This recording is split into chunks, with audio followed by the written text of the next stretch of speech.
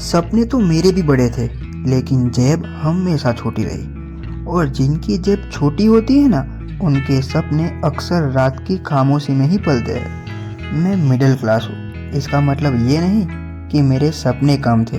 इसका मतलब सिर्फ इतना था कि हर सपने से पहले एक जिम्मेदारी खड़ी रहती थी।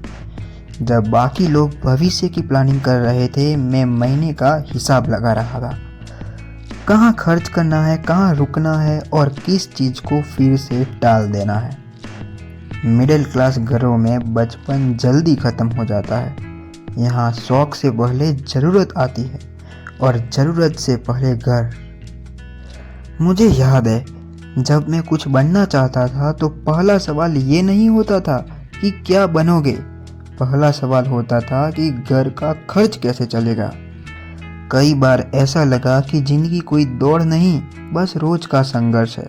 सुबह काम, शाम काम और रात को थकान। और इन्हीं के बीच कहीं मेरे सपने धीरे धीरे दबते चले गए। लोग कहते हैं मेहनत का फल ज़रूर मिलता है, लेकिन मिडिल क्लास इंसान जानता है सिर्फ मेहनत ही काफ़ी नहीं होती। कभी सही समय चाहिए, कभी किस्मत का साथ और कभी सिर्फ समझने वाले लोग। मैंने कई बार अपनी पसंद की चीज़ें सिर्फ इसीलिए छोड़ दी क्योंकि घर की जिम्मेदारी ज़्यादा ज़रूरत थी। कपड़े कम खरीदे, सपने ज़्यादा देखे, लेकिन हर सपना पूरा हो जाए ऐसा ज़रूरी नहीं। मिडिल क्लास होने की सबसे बड़ी तकलीफ़ ये होती है कि तुम अपने परिवार को दोष भी नहीं दे सकते, क्योंकि जो दबाव वो तुम पर डालते हैं वो भी उनकी मजबूरी होती है। माँ बाप के चेहरे पर सुकून देखने के लिए अपनी मुस्कान कब पीछे छूट गई पता ही नहीं चला।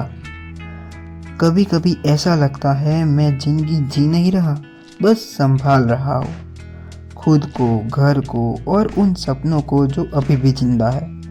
लेकिन फिर भी मैं मानता हूँ मिडिल क्लास होना कमजोरी नहीं है, ये एक ट्रेनिंग है। काम में जीना, जिम्मेदारी उठाना और गिरकर भी बिना शोर किए फिर से खड़े हो जाना। सपने महंगे थे, हाँ, लेकिन हौसले मुफ्त थे। और शायद इसीलिए आज भी मैं खड़ा हूँ, थका हुआ हूँ लेकिन हारा हुआ नहीं।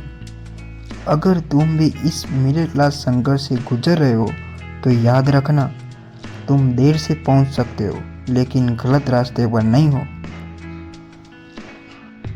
तो आप भी ये स्टोरी से रिलेटेड लगते हो तो स्टोरी को लाइक, शेयर एंड सब्सक्राइब कर देना और नीचे कमेंट्स ज़रूर लिख देना कि आपकी स्टोरी कैसी है।